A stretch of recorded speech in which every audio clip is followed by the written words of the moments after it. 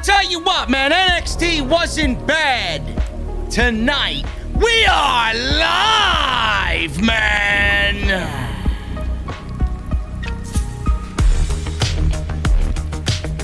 NXT was very good tonight.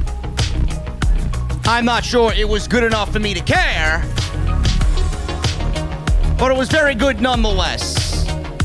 The open of the show was very good. The end of the show was very good.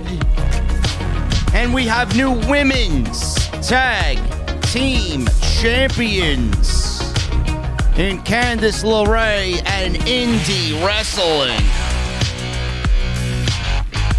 The NXT main event scene is looking weak. In fact, the weakest it's been in years.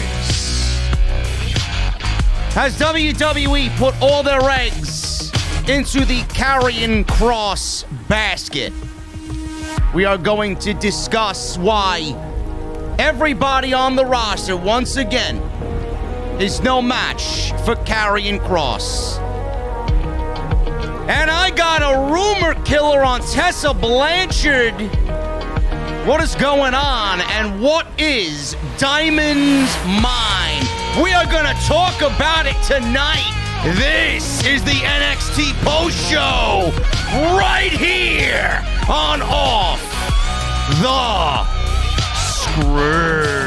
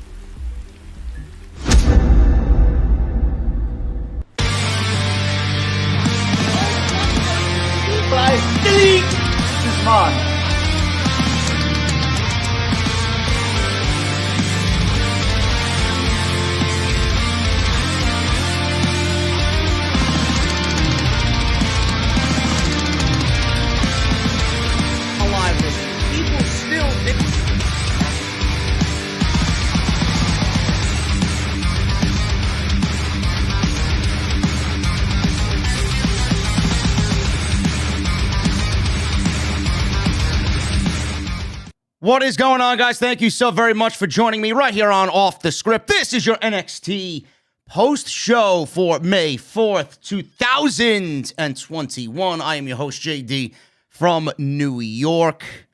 We are inside the OTS venue on this Tuesday evening. NXT tonight, very good. It was bookended by two really, really great matches. The open of the show saw Isaiah Swerve Scott and Leon Ruff in a brutal match to open the show. And then we had a street fight with Candice LaRae and Indi Hartwell the Way against Shotzi Blackheart and Ember Moon for the Women's Tag Team Championships. And we have new Women's Tag Team Champions. I do believe that this is Candice LaRae's first championship in NXT. I know. The fact that I'm even saying that is utterly ridiculous, but facts are facts, folks. It's better late than never. So good for her. We're going to talk about what happened in these particular matches, and we are going to go over all of your NXT news and rumors for the week right here on the podcast. Thank you guys so very much for joining me on your Tuesday night. Make sure you hit that subscribe button down below and turn on that bell for all notifications. We are here weekly. We are here Monday, Tuesday, Wednesday. I can't wait for tomorrow, man. We're going to talk about that a little bit later. Monday, Tuesday, Wednesday, and Friday live on YouTube. #1 in the community every single time, every single week. That's what we do on Off the Script. I appreciate you guys for all of the support. Make sure you also follow on iTunes, Spotify, and all appropriate audio platforms, as Off the Script is everywhere, man. So make sure you guys do that as well. Again, the subscribe button if you want to be notified for everything here on YouTube. Follow me on Twitter and Instagram at JDfromNY206.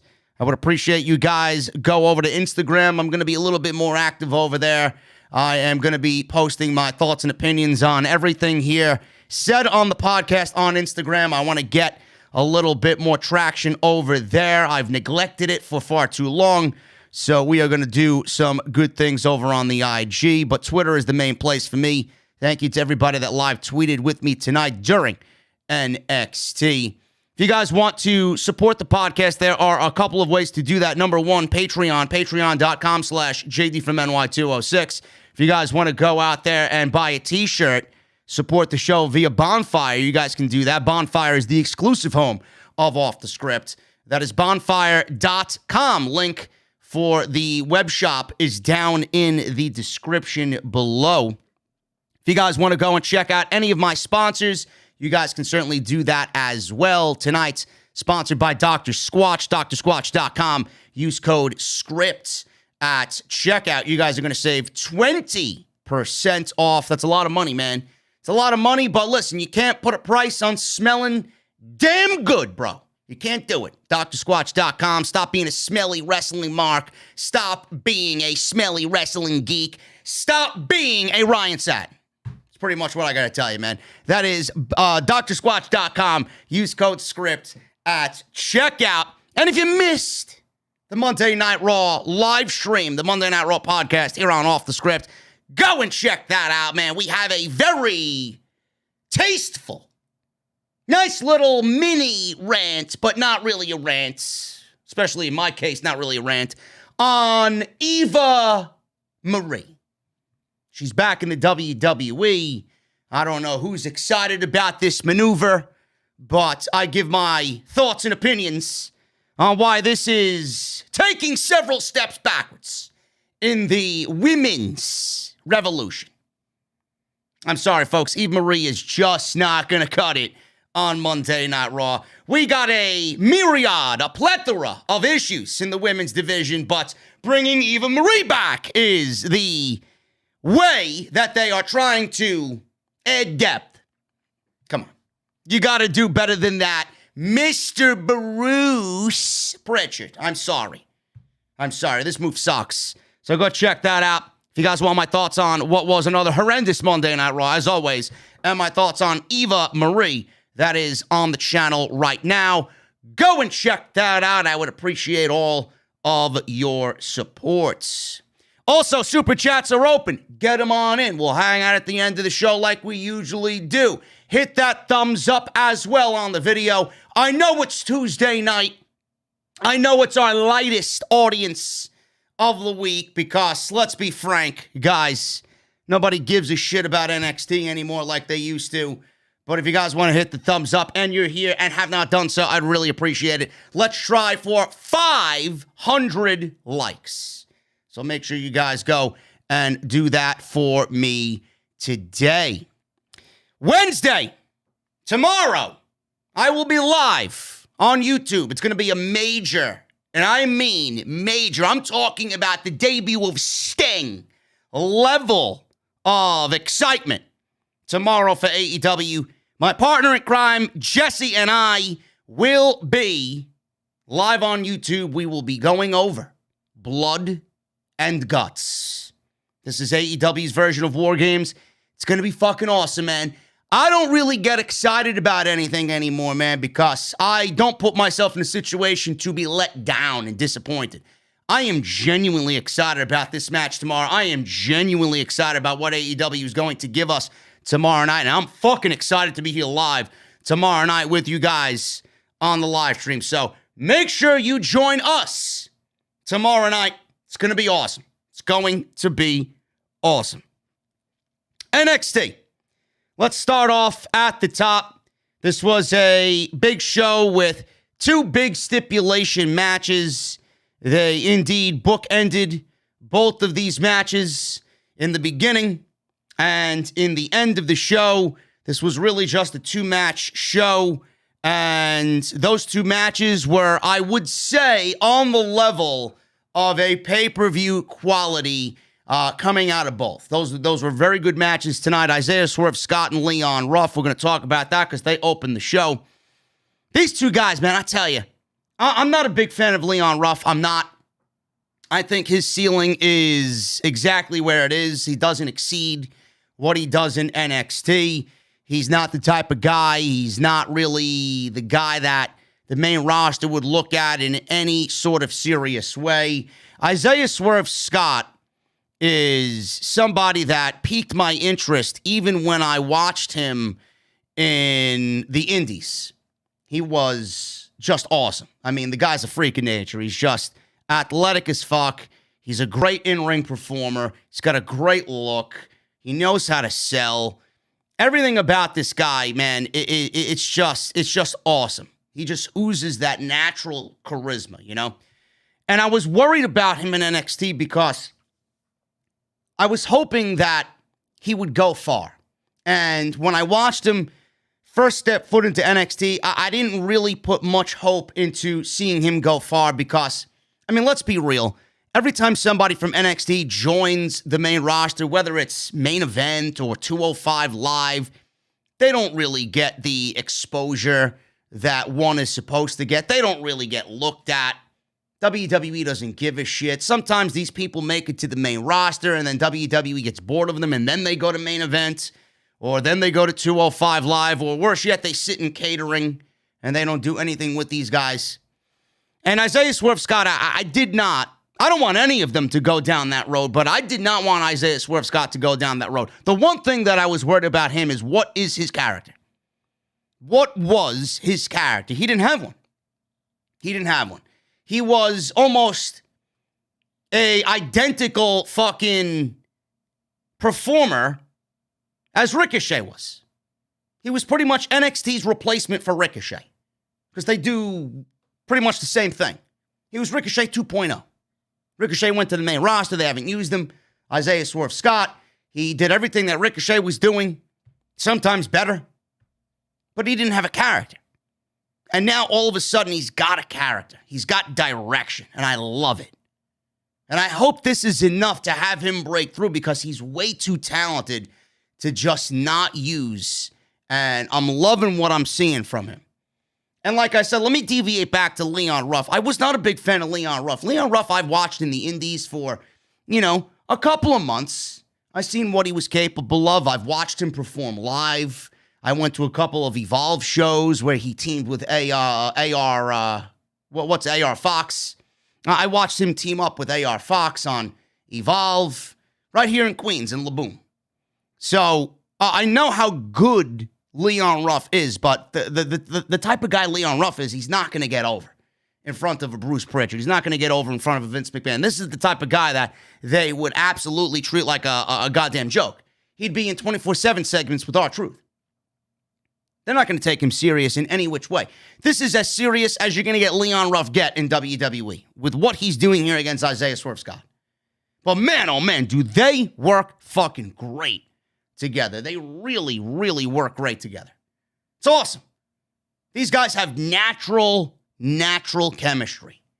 And whatever they've produced so far up until this, which I hope is a blow-off, the way it ended certainly seemed like it is going to continue at least at some point because there was a fuck finish even in a Falls Count Anywhere match. But I think that these two work incredibly well together. And this match was really awesome. I'm like, Jesus Christ, this is a great fucking match. This could have easily been taken off this show and put onto a takeover card. That's how good it was. So Ruff charged at Scott when the bell sounded, and Ruff ate a knee strike. Ruff was fighting back. Scott dropped him down again, and Scott caught Ruff on the attempted dive to the outside. He tried to do a tope. Scott sent Ruff crashing into the apron with a Death Valley driver. So right away, we're going to the Impact big maneuvers. Scott whipped Ruff into the barricades. He slammed Ruff on the metal entrance near the stage. Fucking brutal. Some brutal stuff. We got a big superplex by Scott. Ruff was selling big for this superplex. Scott went for another near fall, got a 2 count, and Scott was in control. So Isaiah Scott, the heel, was in control. Ruff rolled to the outside. Ruff tried to counter Scott here, and they were spilled to the outside. Ruff was starting to make a comeback. Scott dropped in midair, and then the brawling continued on the floor. All of a sudden, Isaiah Scott hurled a toolbox at Leon Ruff in his direction. Ruff dodged the toolbox just before we went to a commercial break, but there was a toolbox that was brought into this thing during the commercial break, which was a picture-in-picture. We saw them fighting to the back in the locker room area. They were fighting on the stage when we came back from commercial. Scott was blinded by a big spotlight. He went flying off the stage. They fought all the way back to the ring. Scott went for another superplex on Ruff. Ruff countered this one into a crucifix bomb. Scott managed to kick out of that. Moments later, Ruff with a crazy poison rana off the apron. Scott flipped into a crazy bump on the outside. When I said when I said before he's just a great seller, that was one of the spots that really made me think, you know, this guy knows what he's doing to make his opponent look good. Scott is a great seller. He's like Ricochet. So Ricochet's a great seller in his own right, and so is Scott. So Scott comes back with a modified Michinoku driver on Leon Ruff to the floor. Somehow, Ruff got out of this. Ruff moved when Scott charged at him. Scott crashed his knee into the ring steps. Leon Ruff takes that toolbox that Isaiah Scott pulled out earlier, and Ruff used the toolbox as a weapon to hit Scott in the knee. Ruff then executed a frog splash. He then applied a heel hook. Scott was able to escape. Ruff then delivers not one, but 2 cutters. And the first one was in the ring. Scott rolled to the outside, where he took the other cutter on the floor. Ruff climbed a ladder behind some production equipment. He went to leap off the ladder onto Scott, but we got AJ Francis, who has been in Swerve's entourage as of late. I didn't know who he was or what his name was because he was one of those background players, but he is a football player turned pro wrestler. AJ Francis, he stepped in to interfere. Francis caught Ruff on the attempted high crossbody that he was doing off this big ladder, and Francis gave Ruff what looked to be a Ushigoroshi over the barricade. Ruff landed on his neck, and he splatted all over the floor right in front of the commentary team. And then Scott rolls Ruff back into the ring. He delivers his package driver finishing move, and he covered Ruff for the 1, 2, 3. Very, very good stuff between these two. AJ Francis finally brought to the spotlight, moved away from the background in Swerve's posse, and now had a major role in him winning this match. He's almost acting as if he is Swerve's quote-unquote bodyguard. He's got that look to him. He's a big dude. But I thought this was awesome. By the looks of the ending, it doesn't seem to be over yet because Leon Ruff, the type of character he is, he's that scrappy dude. I'm going to get mine in the end. I'm not going to quit. I'm going to keep coming for you. You got to fucking kill me type of guy. I do not think this is over yet. Scott clearly could move on to something else. Scott can move on to Cruiserweight Championship. Scott can move on to Kushida. Scott can move on to the North American Championship. He is that good. But I don't think Leon Ruff and Isaiah Swerve Scott are done just yet. I would like to think so because the type of match like this certainly seems like it's a blow-off. But we will see. But either way, we got Swerve Scott winning this one over Leon Ruff. Excellent match. Like I said before, you could have taken this match off this show, put it on the opening of a takeover, and it would fit like a glove. Really, really good stuff between these two, as always. We got Johnny Gargano and Austin Theory. This was legitimately one of my favorite segments all year for WWE. I know, I have a juvenile sense of humor. But Johnny Gargano and Austin Theory stormed into William Regal's office. And sitting there in front of William Regal at his desk, I guess they were having a discussion, was Scarlett Bordeaux, Karrion Kross's wife. Okay? So Gargano, he was yelling at William Regal about something. I'm assuming he doesn't want to wrestle Bronson Reed for the North American Championship. And he was yelling at Regal about his championship situation while Scarlett was sitting there with this nasty, nasty look on her face. And then Theory was in the background. He was almost in between both Scarlett and William Regal. And he's looking at Scarlett, and he says, and I quote, "Those are the biggest things I have ever seen." And I knew exactly what the innuendo was. I knew they would never mention what everybody was thinking he said, but the way he projected it just made me smile from ear to ear, man. Those are the biggest things I've ever seen. And then he says, "Are those real?" And I start laughing. He looked at Scarlett, and she glared at him and looked at him like she wanted to gouge this fucking guy's eyes out. And he then says, "Seriously, are those nails real?" She had this glove on with these long nails, almost looking like Wolverine. And he was just enamored with her fake nails. And Gargano pulled him away from this situation as she continued to just stare angrily at both Gargano and Austin Theory. This was great. This was great. I don't know what you guys thought about it, but I loved it. I thought this was great. We got Cameron Grimes, and he's the next up here against Asher Hale, a.k.a. Anthony Henry from Evolve. So this was pretty much just a squash match for Cameron Grimes. They're doing the Cameron Grimes and Ted DiBiase deal, and I'm very excited to see where that goes. If they play it right, it could not only be funny, but it could really take Cameron Grimes to the next level. And that's what we should really be prioritizing here with Cameron Grimes. We should really be taking Cameron Grimes, who right now is, I don't want to say he's a comedy wrestler, because he's a great fucking wrestler. Probably one of the best that they got on the roster. But when it boils down to it, he's a comedy wrestler. It's exactly what he is. He's a comedy wrestler. So Anthony Henry, I don't know much about him, but he, like Leon Ruff, I've watched him live in person a couple of times. I've seen him work.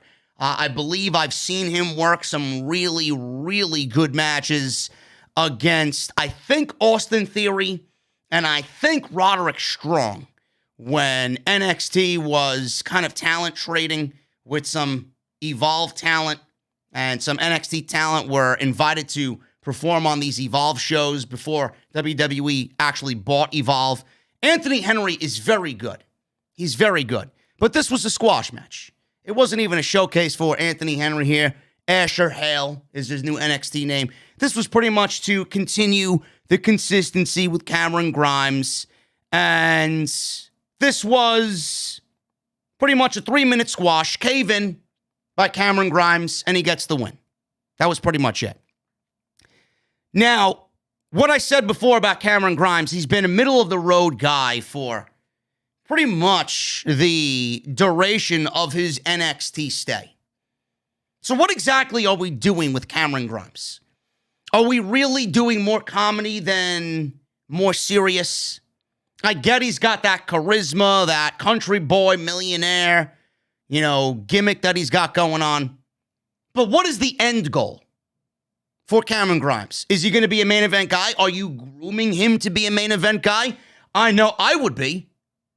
I know I would be leaning towards a more serious and sometimes comedic Cameron Grimes, because you can't do anything if there's not some funny thrown in there. I get it. But Cameron Grimes, and the priority of Cameron Grimes should be to elevate him from where he is now. If this is merely just shits and giggles for WWE management and to get a couple of laughs out of WWE management, then it's selfish. Because the guy is way too good to be a middle-of-the-road guy, because that's all Vince and Bruce will look at when they see Cameron Grimes. There's got to be more to him. So with the inclusion of Ted DiBiase here, Ted DiBiase could be funny, and Ted DiBiase could be serious. When Ted DiBiase was serious, growing up, Ted DiBiase was one of my favorites of all time. One of the greatest heels in the history of professional wrestling was Ted DiBiase. That's some of what I want to see here. That Ted DiBiase is going to elevate Cameron Grimes, and that's what we are in business to do. Elevate, create. If Cameron Grimes is going to be a mid-card guy, he ain't going nowhere. If Cameron Grimes is going to stay a mid-card guy, then his ceiling in WWE has already been maxed out. It's done. I don't know what Ted DiBiase is going to do for him. If he's going to be a financial advisor or I don't know, is he going to be a foil to Cameron Grimes? Is there going to be a jealousy of sorts? Are they going to come to terms and work with each other? Are they physically going to end up as a pairing? That's what I want to know. I hope so. Because something like this, like I said, could elevate Cameron Grimes. So that's what should really be here as far as his act and his gimmick is concerned. If you're going to bring somebody like Ted DiBiase to work with a young guy, then it should be the veteran elevating the younger guy. Mackenzie Mitchell. She was interviewing Casey Catanzaro and Kaden Carter. They made some comments about Tian Sha, who we really haven't seen Xia Li at all as of late. I don't know what happened there. I don't know where Xia Li is. But they also said they were focused on the tag team championships. Frankie Monet popped in with her dog, who we still don't have a name on this dog. At this point, that's probably the only thing I give a shit about when it comes to Frankie Monet, a.k.a. Taya Valkyrie, okay? She talked down to them, and Catanzaro had to hold Carter back because she was very upset by Frankie Monet interviewing her precious promo time. I don't know what they're doing with Taya Valkyrie in NXT, but I already can't fucking stand it. I can't. It's not really what I envisioned for her when she got to WWE. Now, I'm going to quote Jesse, my partner on Wednesday nights during the AEW live stream. He said it perfectly. Frankie Monet is already a fucking joke in WWE. If this is the best that they have for Frankie Monet, they're clearly sabotaging Taya Valkyrie. That's all I see here. I don't get this from Taya Valkyrie for all the years that we watched her wrestle. I don't get this. Is this her just a little bit amped up? Is this what she is away from WWE, amped up a little bit? Are they really bringing real life elements into this for her?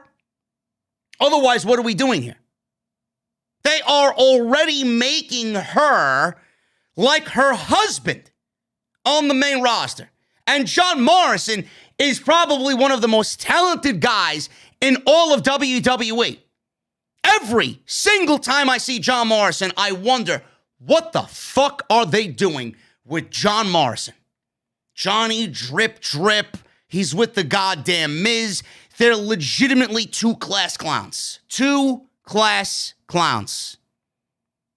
And now Taya Valkyrie is slowly and quickly joining them as far as being a class clown in NXT. I do not have any interest in seeing where this goes and how her gimmick develops.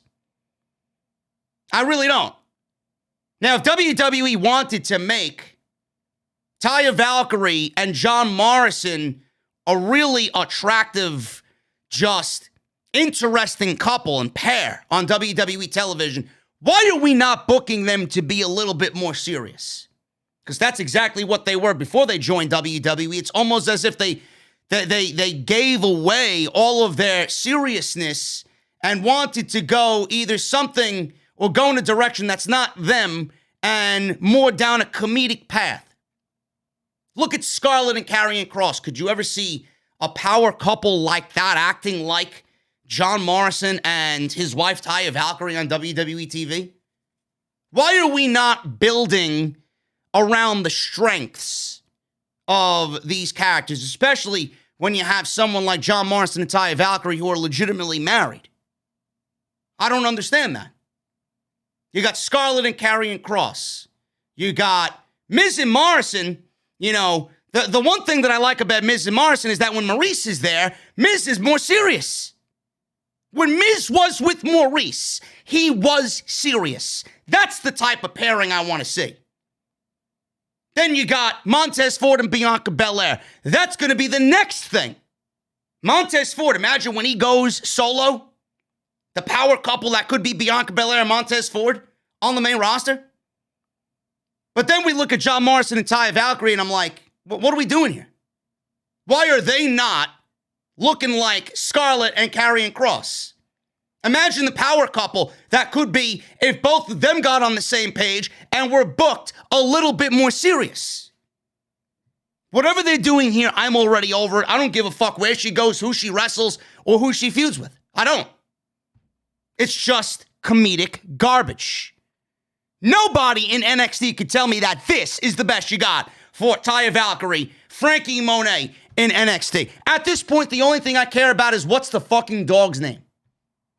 And that's bad. That's bad. Because as of right now, I'm not seeing anything that we don't already have in WWE. I wanted something different, and she already feels like everybody else that is cut from that similar cloth. Moving on. Cameron Grimes was celebrating Ever-Rise. Showed up, and they tried to get in on whatever he was celebrating. Grimes apologized and said he only had room for 3. Me, myself, and I. He said, "Excuse me, I'm going to the VIP room. Whee! To the moon. I got my own VIP booth right behind me. You guys can actually be sitting there with me. All you got to do is join and become a part of the OTS VIP club, man. Simple. All you got to do is hit the VIP join button down below and become a part of this fine establishment." Tommaso Ciampa and Timothy Thatcher versus the Grizzled young veterans. Not really feeling the Timothy Thatcher and Tommaso Ciampa tag team, but apparently NXT sees otherwise. Grizzled young veterans cut a promo before the match on their opponents, and Thatcher and Ciampa interrupted their speech as always. You know, Zach Gibson always has to have his speech interrupted. Thatcher and Ciampa were in control early. James Drake cut off Thatcher. Heels began to work over Thatcher. Hot tag went to Tommaso Ciampa. Ciampa was a house of fire as always. Thatcher was left alone with both grizzled young veterans after Ciampa took a bump into the announce desk.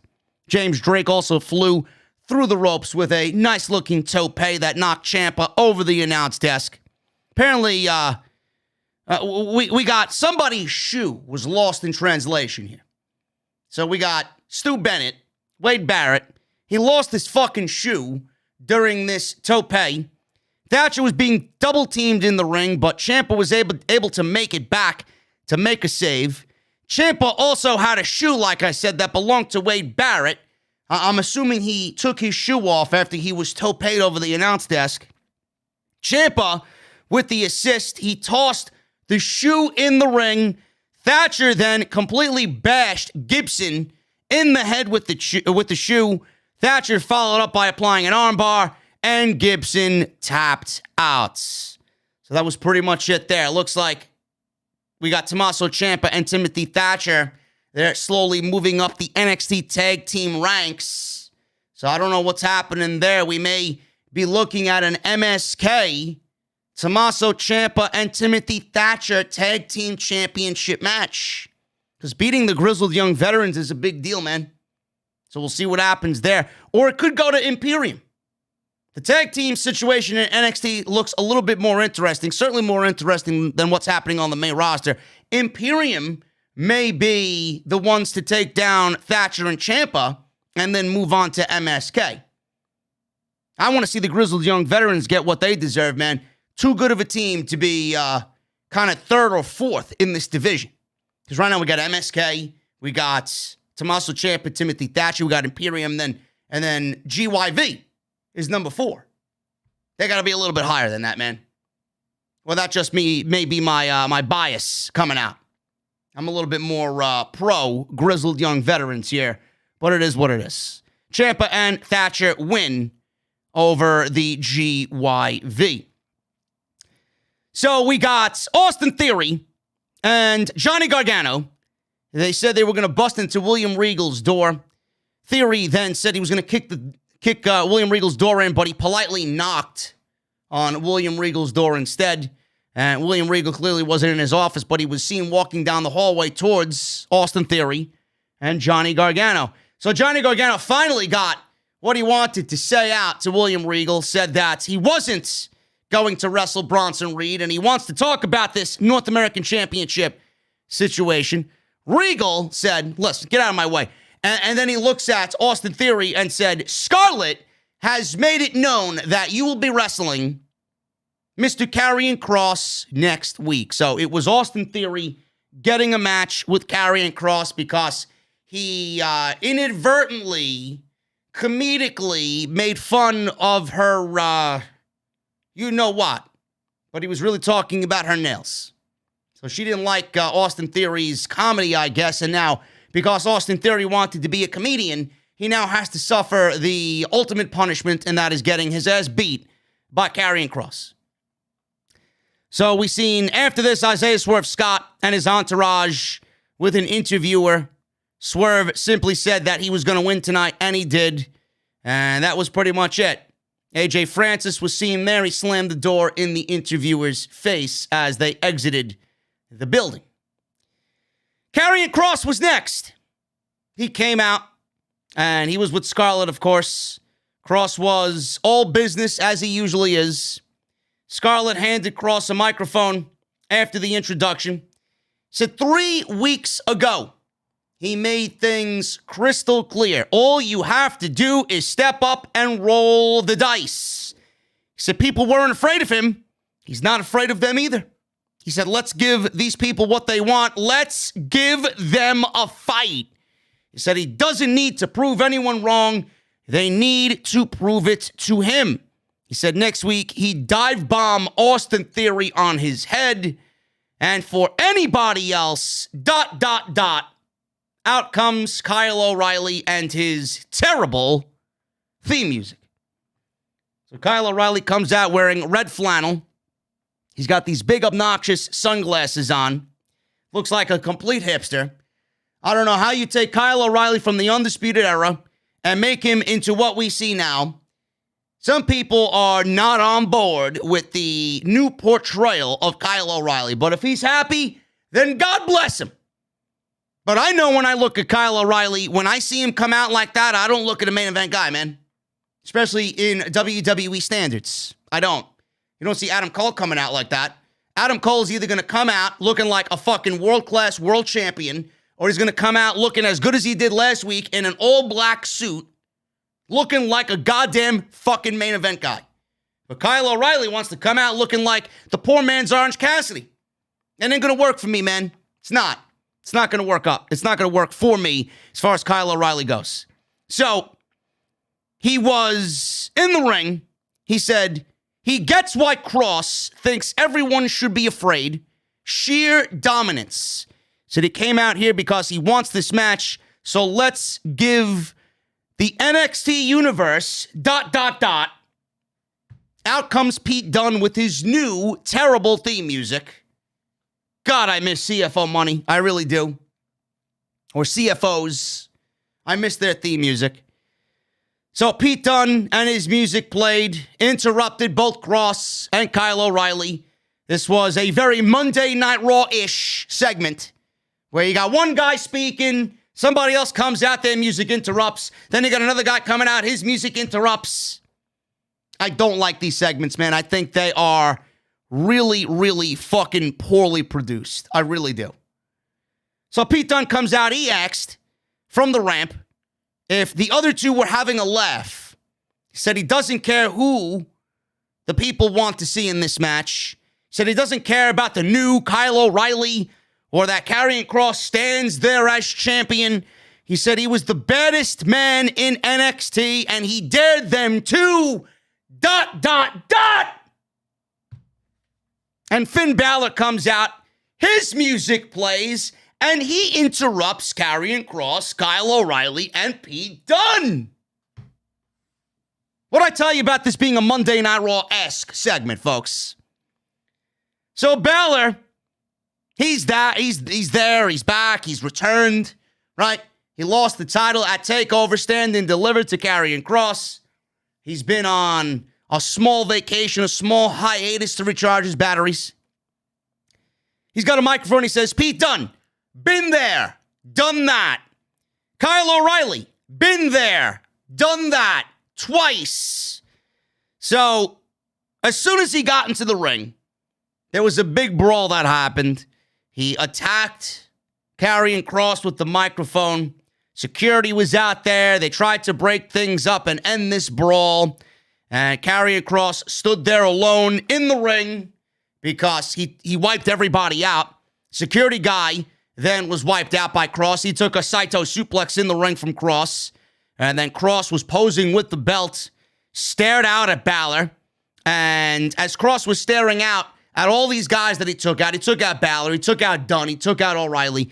Out of nowhere comes Johnny Gargano, the North American champion, and Austin Theory. They attacked and they double-teamed Karrion Kross. Kross fought them off for a little bit, but they eventually got the 2-on-1 advantage, got the better of him, and Gargano used the North American Championship to take Kross down and beat him down with the title. I don't understand this, man. I really don't understand this. First of all, let's go back to the beginning. Let's start with Kross. Kross got booed when he came out. I'm assuming Kross is a heel. Kross was a heel when he entered the match with Finn Balor at TakeOver Stand and Deliver. Balor, he's got that very intense attitude, but he was the babyface going into that match. Kross won the championship. Kross is a heel. Kross came out tonight. He was booed at the Capitol Wrestling Center, and he was booed in this segment. By the end of this segment, Johnny Gargano, who's also a heel, the North American champion, a heel, attacked Kross, and Johnny Gargano was the one being booed inside the Capitol Wrestling Center. Johnny Gargano's a heel. Austin Theory's a heel. The Way is a heel faction. So why are we projecting Johnny Gargano in this spot to be booed when Kross is the one who is the heel champion, the heel NXT champion? Does this mean that Kross is going to be an in-betweener? Is he going to be a heel? Is he going to be a babyface? I don't really get it. So they put Johnny Gargano in that position, and he was the heel, and Kross looked like the sympathetic babyface because he was attacked 2-on-1 by The Way. I don't really get it. I didn't really get this segment. First of all, it sucked. Number one, because I hate when you got one guy and then it leads to 1, 2, 3, 4 interruptions. On Monday Night Raw, this would have led to a fucking match at the end of the show or in the middle of the show somewhere. But I don't like segments like this. Number two, all this did was expose that NXT's main event scene is trash. Pete Dunne, I think Pete Dunne is fucking great. But against Kross, he's not the guy to take down Kross. He's not. He's more in line to take the belt from Johnny Gargano. Never mind Karrion Kross. Kyle O'Reilly? No, thank you. Now, yes, it's a natural thing because he beat Adam Cole to go after Karrion Kross, but I don't give a fuck who he beat.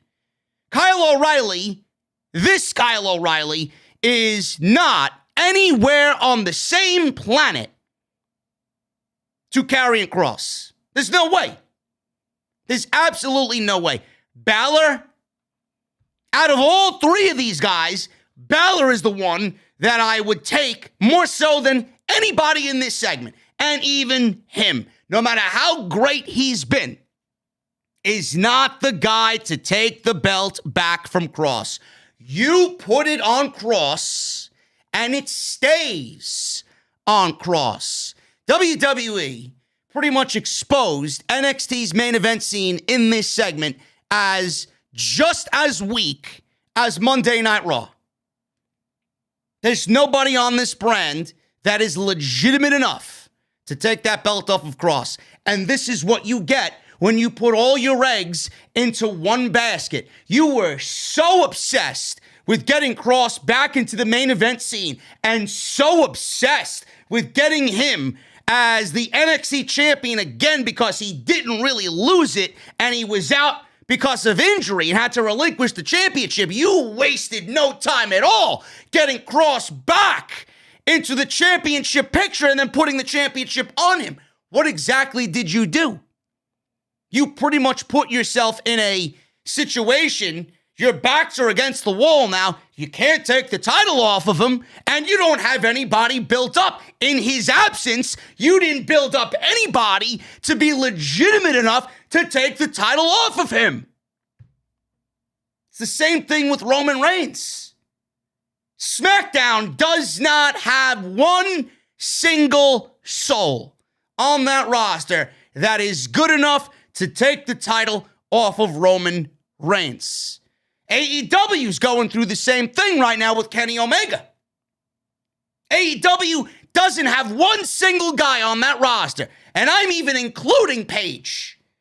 Even Adam Hangman Page, who a lot of people have predicted to be the one to take the belt when the time is right off of Kenny Omega, even him right now isn't even close to being ready. Not Christian Cage, not Brian Cage, not Lance Archer, not Jon Moxley, not Eddie Kingston, not Cody Rhodes, not Pentagon, not Phoenix, not Pac. Nobody. So what is it? What is it?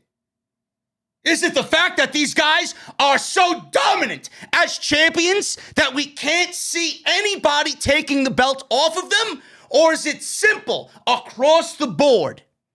AEW, WWE, and NXT Creative have all done the same thing, and that is back themselves creatively into a wall with nowhere to go.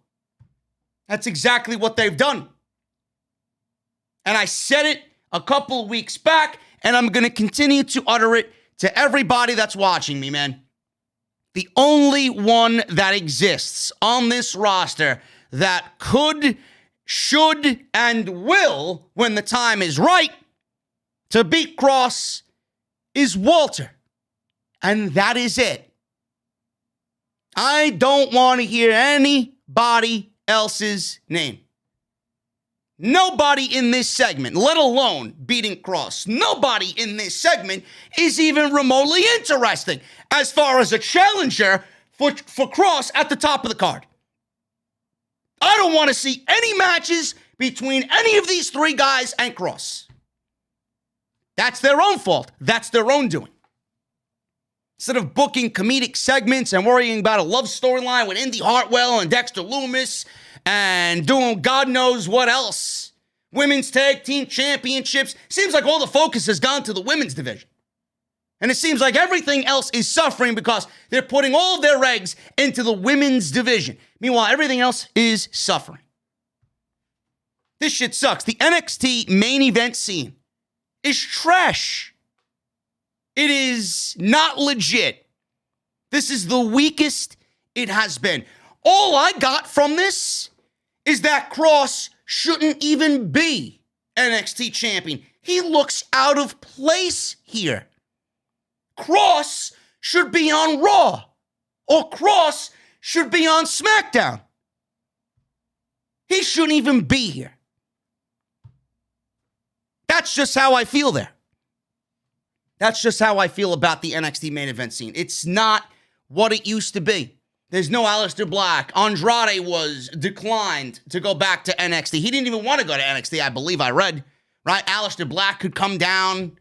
Ricochet. Keith Lee. Where is Keith Lee? Does anybody know where Keith Lee is? Right? Keith Lee was legitimate enough to beat Karrion Kross. I don't know what they're doing or who they got, but that guy does not exist on the main roster or in NXT.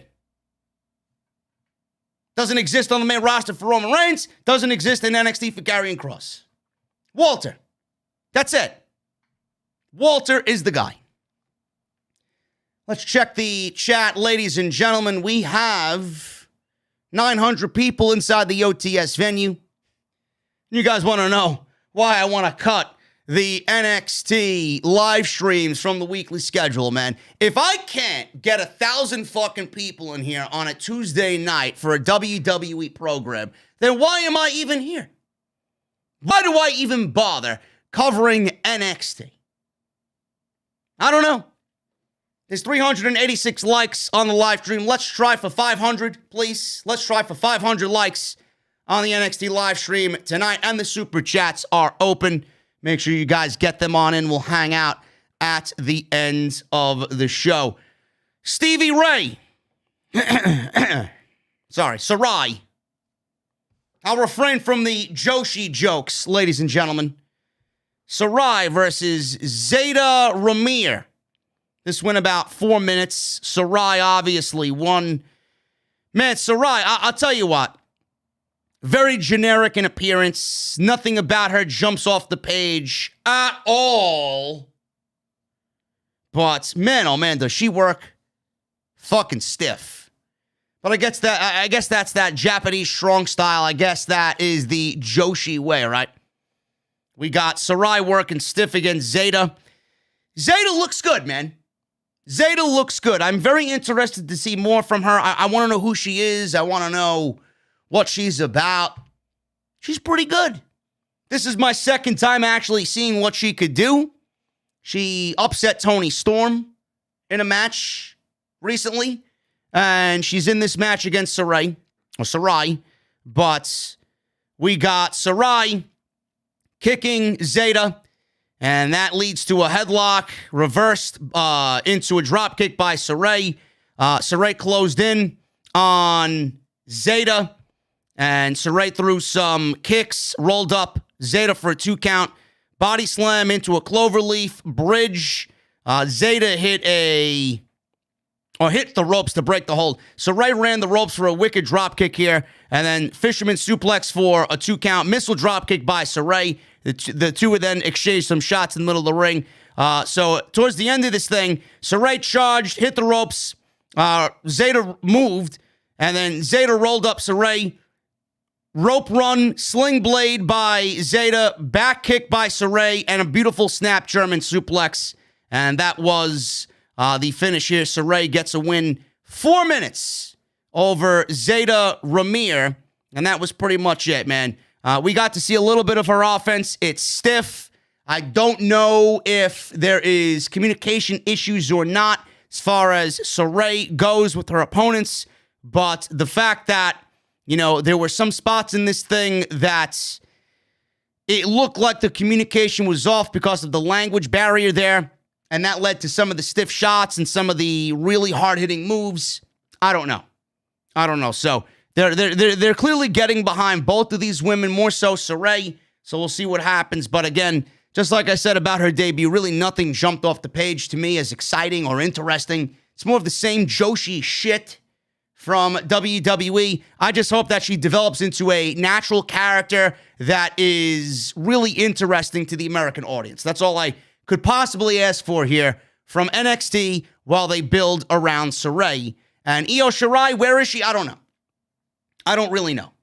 I don't know where Io Shirai is.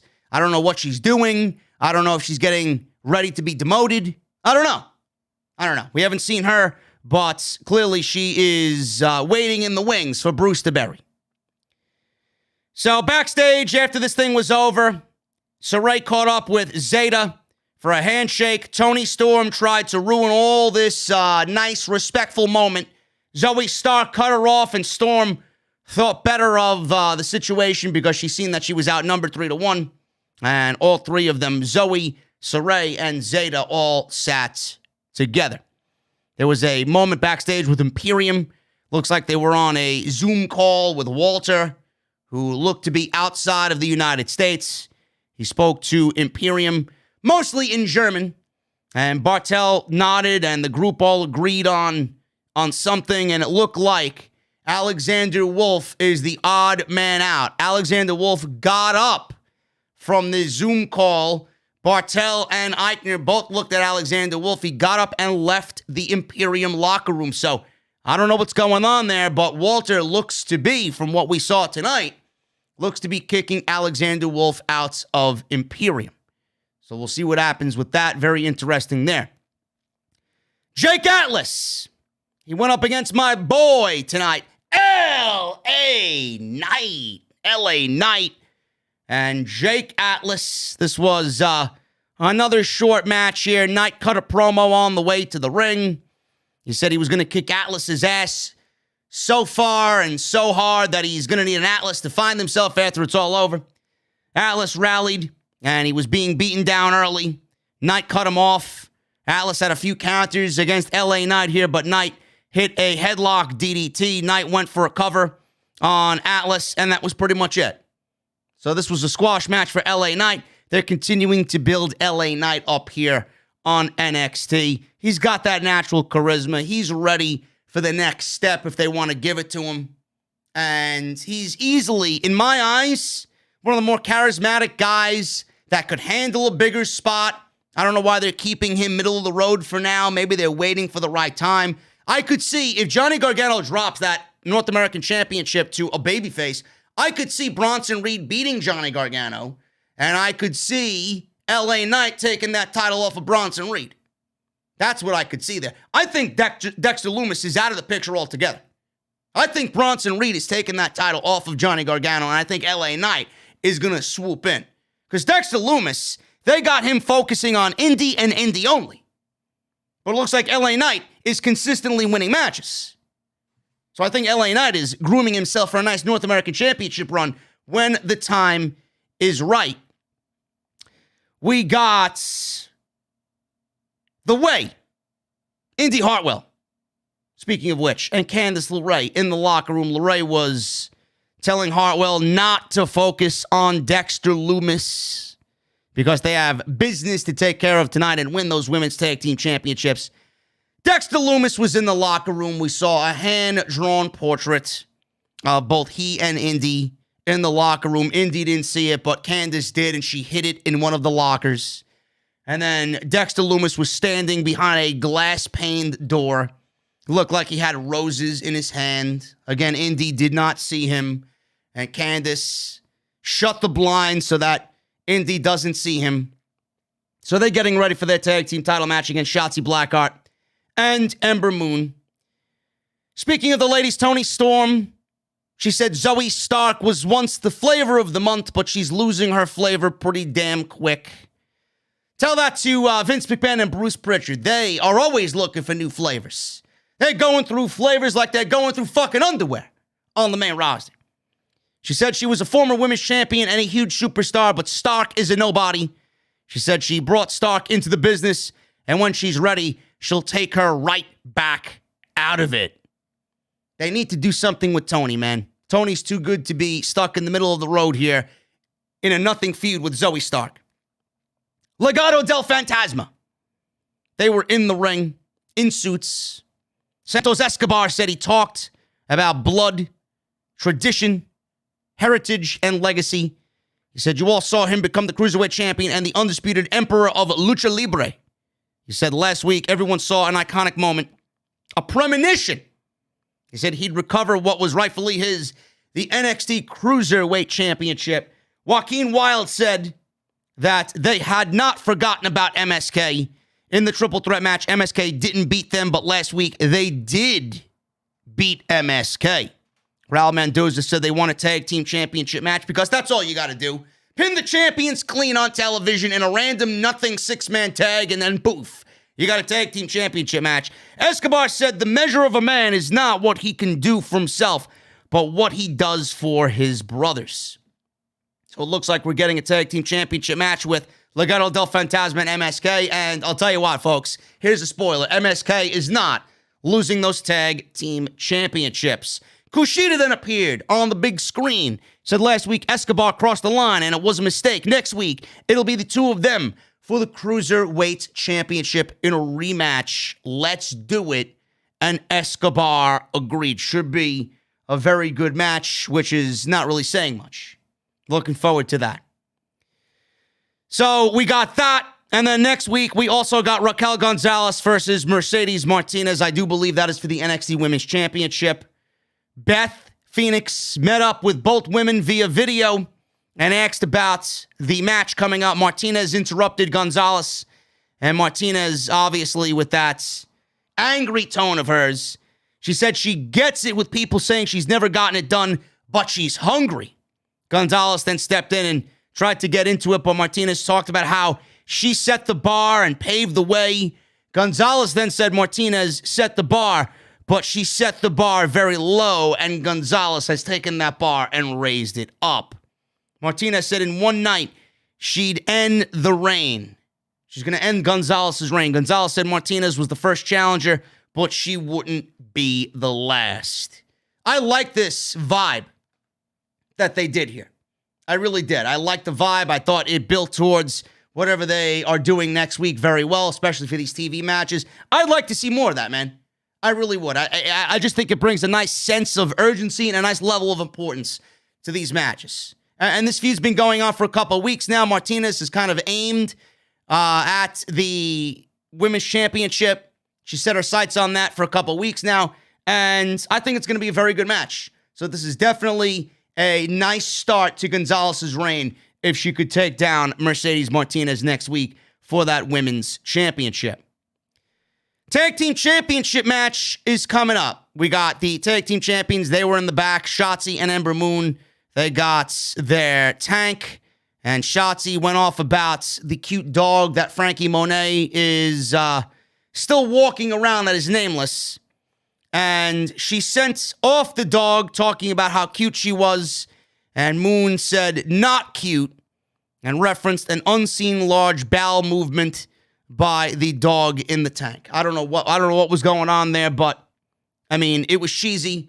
And again, I don't want to rant on anymore with Frankie Monet and her fucking dog, but I'm not digging it. I'm not liking it. I'm not liking the gimmick. I just think it's cringe. It really is cringe for what they've done so far in the 3 weeks we've seen Taya Valkyrie on NXT. Cameron Grimes, he was shown trying to enter a party or a bar, and a very tall bouncer said he wasn't on the list, so he couldn't get in. So then a limo showed up, and the bouncer allowed Ted DiBiase into the party venue. And DiBiase gave Grimes advice: never rent out a room when you can buy the whole place. He did his catchphrase, everybody's got a price for the $1 Million Man. He did his signature laugh, and Grimes was very upset over the fact that Ted DiBiase, he thought he bought a table, but instead he bought out the whole damn venue. I'll tell you what venue Ted DiBiase can't buy out. It's the one we're all sitting in right now called the OTS venue. And you guys are watching right now on YouTube how glorious it really is.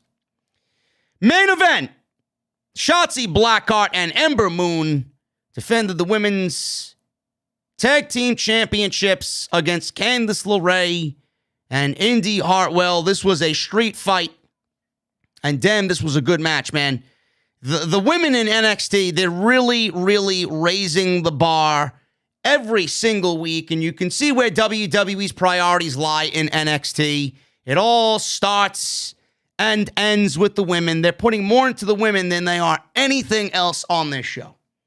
That's their bread and butter. I will say this, don't really rely on them all the time because we're starting to see how everything else doesn't feel important. There's a lack of challenge for Karrion Kross. Johnny Gargano and the North American Championship really isn't feeling the same at all either. You know? I don't know where they're going with anybody on this show, but the women, week in and week out, seem to have a clear-cut direction on NXT television. This was awesome. Everybody, especially Shotzi and Ember Moon, they came out legitimately dressed for a street fight. Candice LaRae and Indi Hartwell, they were not dressed for a street fight. They were actually dressed in their wrestling gear. They were dressed in their wrestling gear. Shotzi looked like she was dressed as Freddy Krueger from Friday the 13th. And we got them brawling all over the place already. Right away, weapons were in play. Tables, chairs. Nightmare on Elm Street. I was thinking Jason. It looked like Freddy Krueger from Nightmare on Elm Street, not Friday the 13th. Match began. Weapons, they were in place soon. Tables, chairs, trash cans. They were littered around ringside. The champs began to double team Hartwell right away. LaRae was eventually able to make a save. LaRae went for a baseball slide, but she was instead sandwiched between two trash can lids. Hartwell tried to make the save. She cleaned house. Hartwell then had 4 chairs at ringside, which were used on her. So she set up the chairs, only for the chairs to be used on her. So Moon smashed Hartwell into the chairs. Blackheart added another chair, placing it on top of the other 4. So she sits, this was crazy. The heels at this point sat Blackheart in the 5th chair. The champs were going for a dive. LaRae saved Hartwell by shooting both Ember and Shotzi with a fire extinguisher. Then during the picture-in-picture commercial, we got Hartwell setting up a ladder bridge at ringside. LaRae propped up a table in the corner. LaRae also wedged a chair between the top and middle rope. LaRae ate the chair when the show came back from commercial break. Then we got Ember and Shotzi making a comeback. Blackheart jumped off the top rope to deliver a senton with LaRae on the ladder bridge. Fucking ridiculous because the ladder didn't break. Shotzi is always looking for a way to kill herself. They both crashed to the floor. In the ring, Moon gave Hartwell an Alabama slam propped up on a table. Now, this was the table that Candice set up earlier in the match. We got Ember Moon looking to drive Indi Hartwell through the table. The table didn't break. I thought Indi, after this table spot, was legitimately knocked out, concussed, and finished. The table didn't break, and the way she hit her back of the head on the table looked fucking vicious, man. This was really, really bad. So, after that, the table didn't break. Hartwell took the hard bump. She went for a cover, did Moon. Hartwell kicked out. She had enough wherewithal to kick out. So a ladder was propped on the ropes towards the end of this thing. Blackheart was placed on it. LaRae then did a moonsault onto the ladder with Hartwell holding both the ladder and Shotzi up.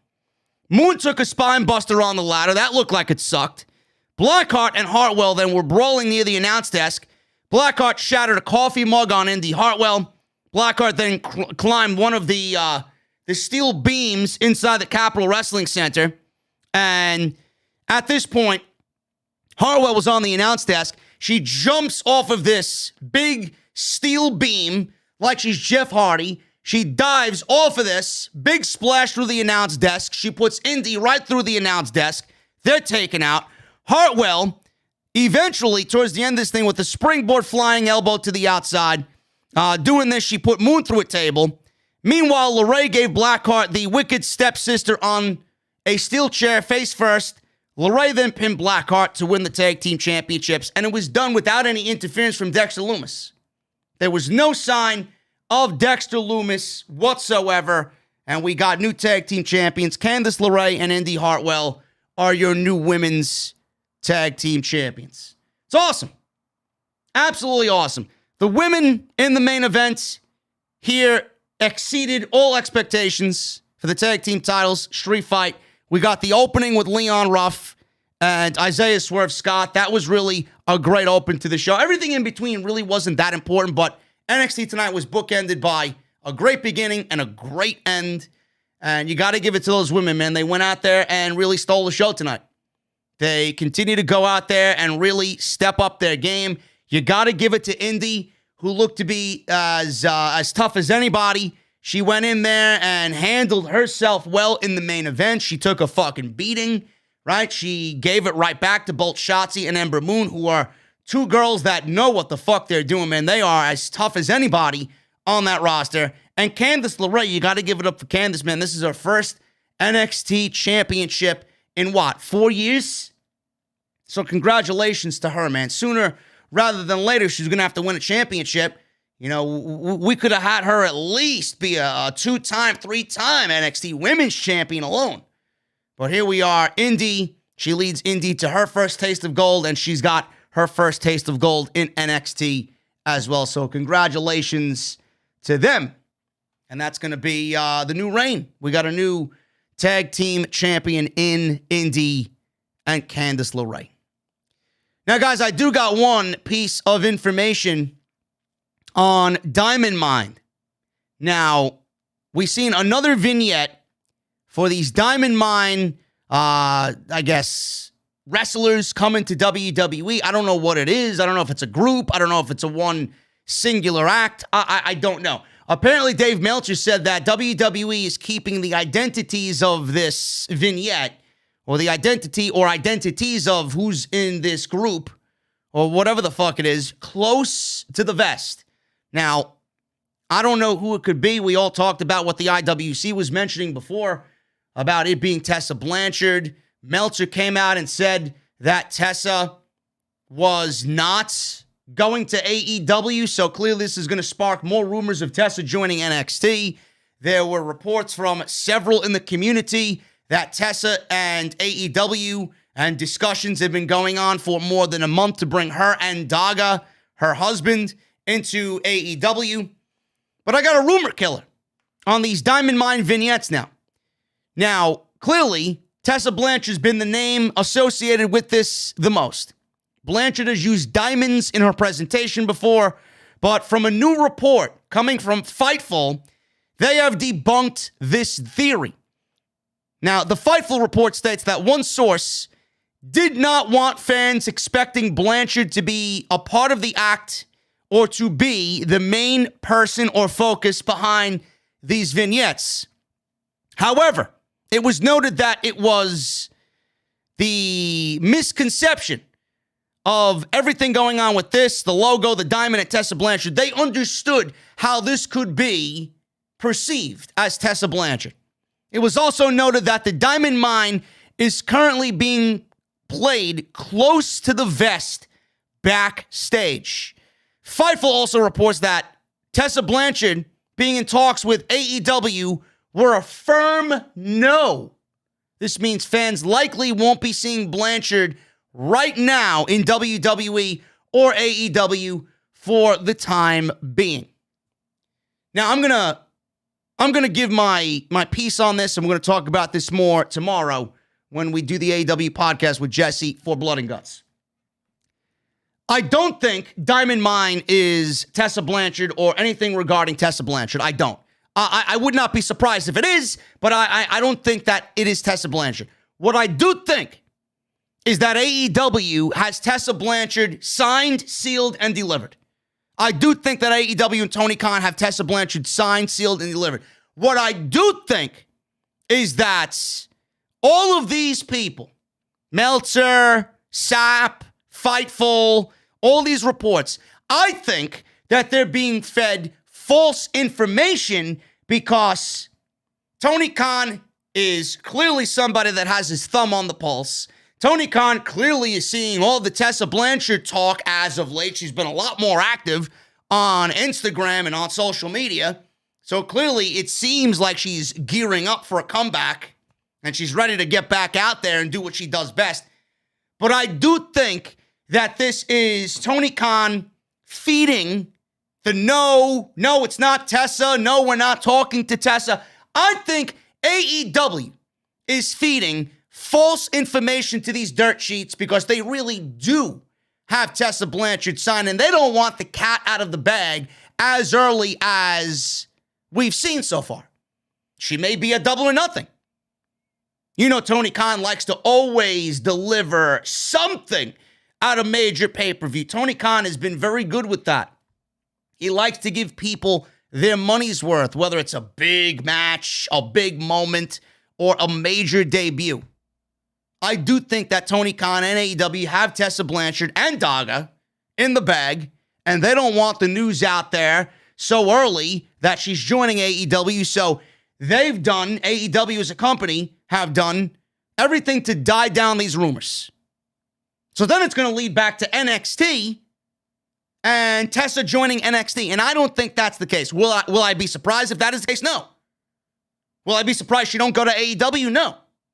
There's reasons for me to think that and reasons for me to think she'll join NXT as well. But I don't think she's going to NXT. I think she's going to AEW.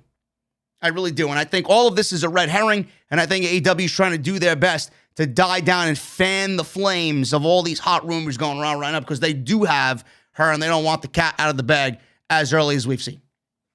So that's my take on that, guys. We've seen another vignette with a Diamond Mine. I don't know what it is. WWE needs to do something to get people excited week after week about this. You can't sit on these same vignettes every week. You got people talking. You need to start delivering slowly but surely and get people talking more and more and more about everything that's going on. Thank you guys so much for hanging out with me tonight, man. We are going to go over the super chats in just a little bit. But before we get out of here, man, I want to thank everybody for all of the support that you've shown me every single week, every single live stream. We do what we do here, man, and that's because of all of you guys. We'll be back live on Wednesday with not Double or Nothing. I'll be live with Double or Nothing, but I will be back live with Jesse for Blood and Guts.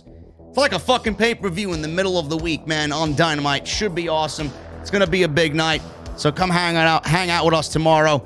Should be a good one. Follow me on Twitter at JDfromNY206. And that is both on Twitter and Instagram. Make sure you guys, let's see, what's going on here? Jesse's texting me. Urgent. Daniel Bryan's WWE contract expired following Roman Reigns match. Ha! Uh-oh. Uh-oh. What's going on, man? Daniel Bryan's contract's up, huh? Bro, he could show up on Dynamite tomorrow.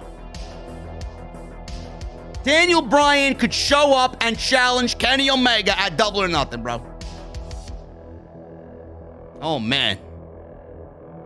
That's exciting. Listen, man. Sean Ross Sapp and I haven't seen eye to eye in a little bit, but if he's reporting it, it's probably legit. He's the type of guy that's not going to put his neck on the line if it's not true. So I do believe those rumors. And Daniel Bryan did whatever he can to die down those rumors too, man. He really did. He mentioned something about September. I don't know where my contract status is, but it's not September. He did whatever he could to kind of deviate away from all the contract talk. And here we got news breaking that his contract is up already following the Roman Reigns match. Never mind him going to Raw. He should show up on Wednesday night.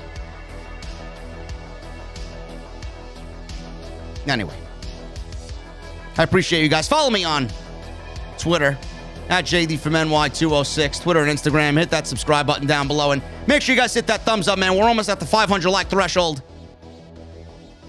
500 likes is the goal tonight. If you guys want to hang out with me after the show, I'll be live on Twitch. We'll be doing some Call of Duty stuff on Twitch, man. So come hang out.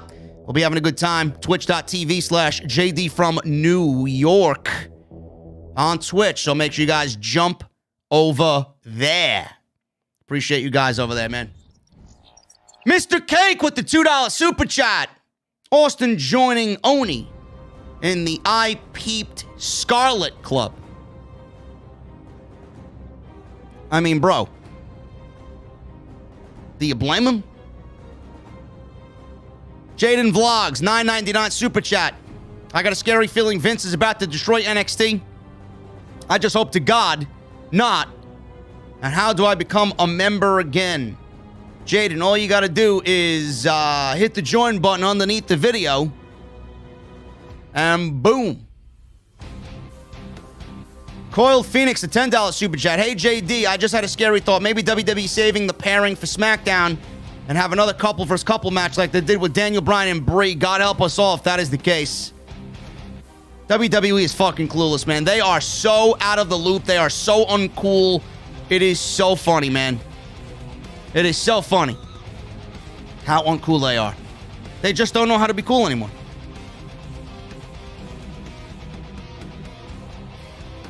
Lord Esse Des. $15 super chat. Koozie, come home. Keep on keeping it on, brother. Been here with you since you had about 10K subs. Even when I can't watch you live, your reviews of WWE are the best. I appreciate you, Lord. Thank you so much for the $15 super chats, but I gotta be honest with you. There's no more koozies, man. We sold them out. All the koozies are finished. There are no more.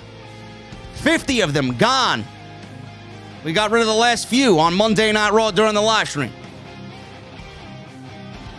Durbin Primo with a Canadian $6.99 super chat. You're the hardest working podcast. You got me through some dark times. Thank you very much. Keep up the good work. All the best in your goals. Thank you, Durbin. Thank you, Durbin. Jericho, 8131 $5 super chat. If Matt Riddle never left NXT, do you think we would have gotten a good challenger for Cross? Yes, I do. Also, do you see Velveteen Dream coming back anytime soon? I do, but not for a very, very long time. Ali with a $4.99 super chat. Raquel Gonzalez definitely is a well-deserved champion because with her strength and physique, she will definitely retain her championship against Martinez. Yes, she will, Ali. Thank you for the $4.99, man. Mr. Cake with a $2 super chat. Grimes needs to be a member to enter the venue. Yes, he does. Yes, he does. Mr. Cake, also with a $5 super chat. I'm happy to see Candice with gold. She deserves it. Candice and Indi with gold. Johnny with gold. Austin Theory needs to get the Cruiserweight title. I'd like to see that. I think that would be great.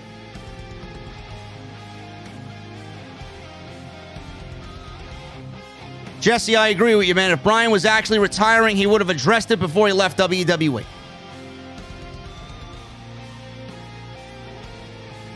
I agree 100%. YT Eclaim with a $4.99 super chat. No, thank you, JD. I look forward to your reviews every day. Thank you. I appreciate you being here. MK3 Kratos with a $5 super chat. Daniel Bryan is also on the WWE alumni section as well, according to Heel by Nature. Yes, I saw that. I thought that was merely storyline, but now we got the report from Sean Ross Sapp, and it is legit that he is an alum. Maybe he didn't want to sign a contract, man, for whatever reasons. He's got his own.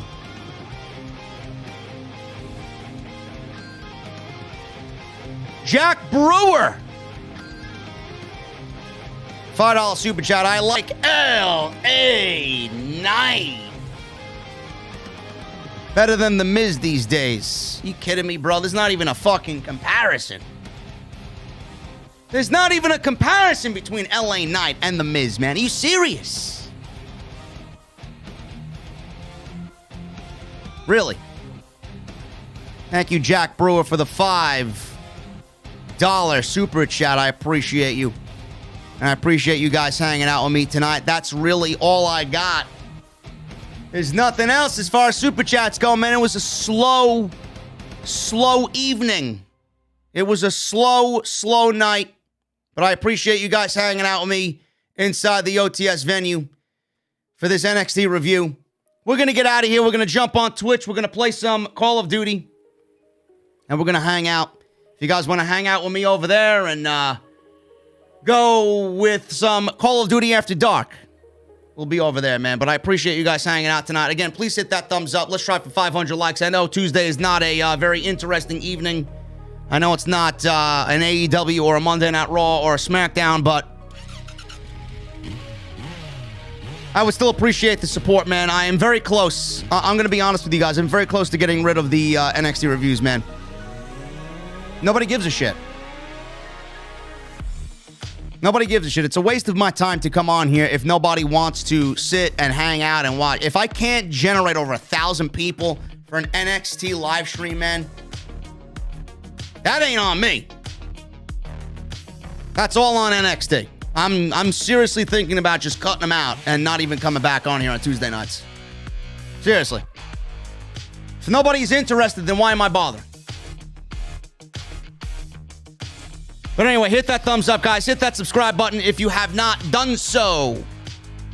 We'll be live tomorrow on Wednesday with Jesse. AEW Dynamite, Blood and Guts. It should be a monumental night.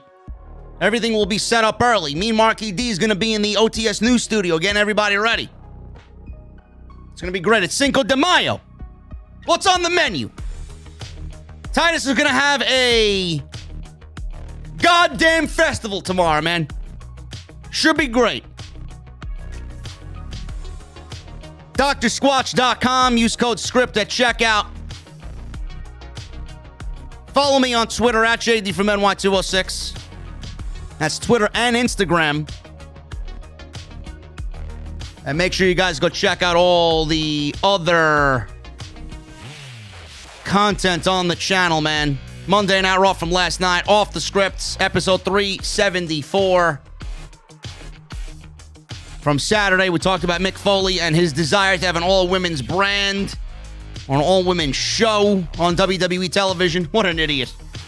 So go check that out, man. But I'm getting in the Mustang, guys. I got my cold beverage. Windows are down. What I want from you guys is very simple. Give me those guitar emojis in the chat, and that music that you're listening to right now, I want it on max. I'm hitting the highway, guys. I'll see you on Twitch, and I'll see you with Jesse tomorrow night for AEW Dynamite, Blood and Guts. It should be a big, big night. I'll see you guys later.